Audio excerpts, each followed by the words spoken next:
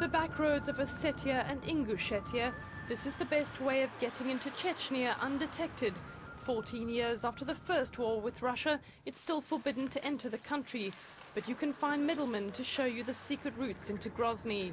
The borders of this tiny Russian republic are watched closely by the Russian army and Chechen police. In a suburb outside Grozny, a vehicle with tinted windows arrives. Inside is a young policeman who's agreed to take us into the mountains in secret. Now we're going to my home village. With the music going full blast and his flashy car, Mohammed is every bit the young militiaman. He's 26 years old, he's chosen to follow one of Chechnya's new leaders, and he's accepted the presence of Russian soldiers. As we round a bend, we spot a Russian tank. Many soldiers? I wouldn't say that. From Russia's point of view, they are enough, nothing more. They're here, they live in their barracks, they do their thing, there's no war here.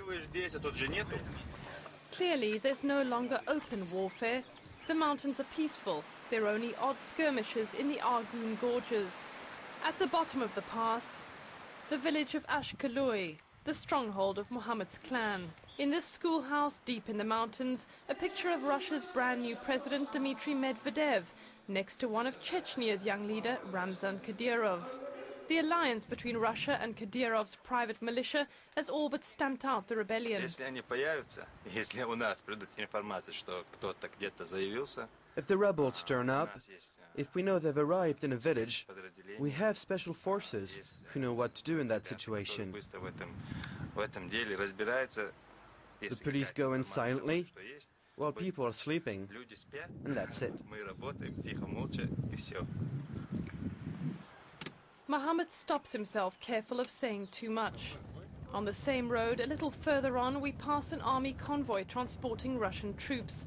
Armor-plated vehicles, heavy weapons. It's easy to see how they laid waste to Chechnya for 10 years. Getting caught here is risky. The Russian army forbids journalists from entering the territory.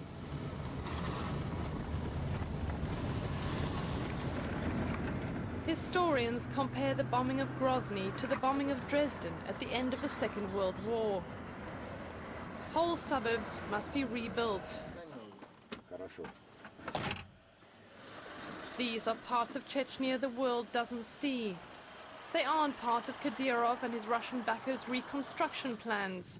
Here, there's little sign that peace has come to the Caucasus.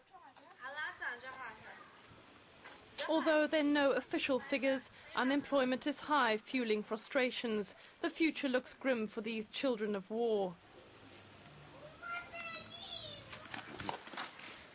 Toita is an NGO worker, and she's trying to change that.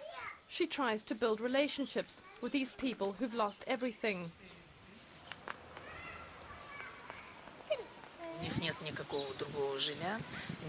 They have nowhere else to live. These people moved in here because they have nowhere else to go.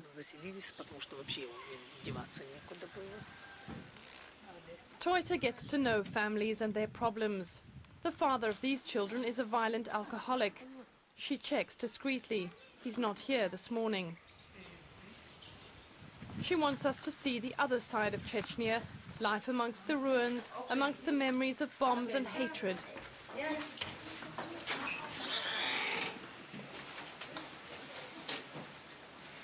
This is where the father sleeps. Here, people live as if their country is still at war. Normally, these nappies are disposable, but these families wash them, dry them, and then reuse them. That's where the baby sleeps. At least that one is not drafty. The last time bombs fell on Grozny was in 2003. 5 years on, these Chechens are still waiting for their lives to return to normal.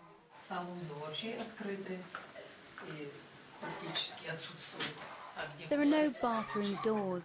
Anyway, it's difficult to call that a bathroom. Where they wash, we don't really know. Probably in these pots.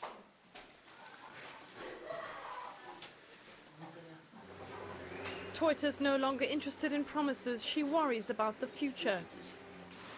For 5 years, Moscow's been the ally of the Kadyrovs, first the father, and after he was assassinated, the son.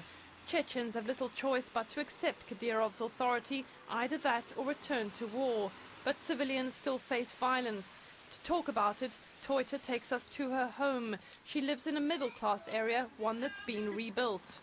Her apartment may be small, but at least there are no shell craters. She shows us what President Kadyrov's men did to a young Chechen woman who was involved with a Russian soldier. There you see, he says, turn around, take your hands away. There you see him hit her. She begs for them to leave her alone, not to beat her. Then they taunt her. They say, "Why do you cry? Does that hurt, hey?" She pleads with God for help and asks them to let her go. Then they parade her around in the road, calling her a prostitute.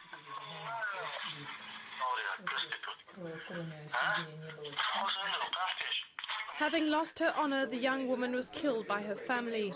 Between independence fighters, private militia and Russian soldiers, Chechnya remains a combat zone. The line between forces is often blurred. This friend of Toita's is a police officer. He's afraid to show his face. The rebels are on his track and they have his cell phone number. They keep sending him text messages, warning him to change sides. They've killed our friends and our parents. No longer a large force, the rebels still have the power to terrify. This young policeman would like to change jobs. How can I put this? I have no choice. I have to work. A few years ago, Toita thought of becoming a nurse for independence fighters in the mountains. Now she's providing shelter for policemen with nowhere else to turn.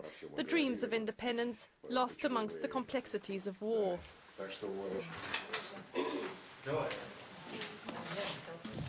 Barter also took part in the fighting. He too believed in independence. His dreams crushed, he's become a realist. Today he's a contractor in the gas industry. He wants to be part of Chechnya's future and is ready to trust Kadyrov. Eager to show us progress has been made, Barter's ready to take considerable risks. The tinted windows of his car are perfect for hiding passengers. We're on our way to Vedinsky district. The driver of the car is a policeman from the same clan. Our meeting point is at the foot of a mountain, but first our host wants to show us some famous Chechen hospitality. Abdullah, the oldest amongst them, serves vodka, chickens, gherkins, traditional fare. The youngest member of the group is in charge of keeping watch, just in case. This region's now been prioritized for reconstruction. Those in power have learned the best way to combat rebels is to improve lives. Barter's installing this gas pipe along the river. People felt hopeless. After the war, they suffered so much. They could not imagine such a thing was possible.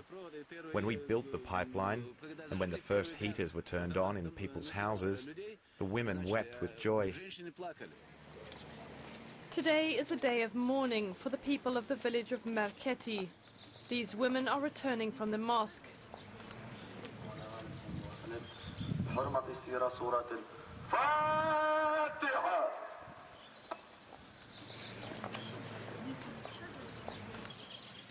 Barter and his friends stop to pray in front of the cemetery. All Chechens are Muslims, but that doesn't mean that they in any way support Islamist rebels who are trying to create a Chechen emirate. Some of those rebels have joined an international jihad movement.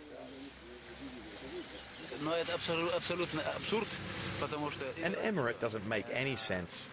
This kind of a political system has never existed here in the Caucasus. We've never had such a model. Our spiritual roots have always been the family and the law of the mountains. These people are pragmatists. They want to show us why the war happened and why it could happen again. Chechen nationalism is still alive in these hills.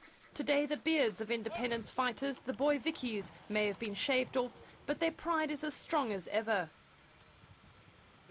Look at our country. Look how rich it is. You won't see that anywhere else.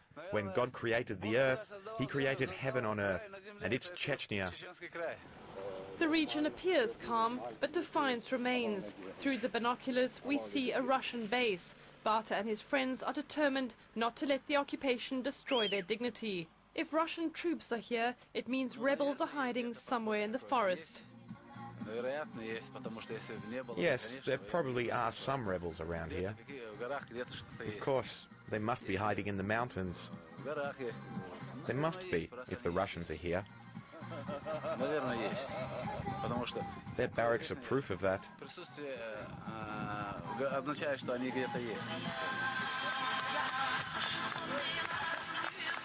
Dancing and singing where the Russians can see them. It's their way to keep fighting the occupation.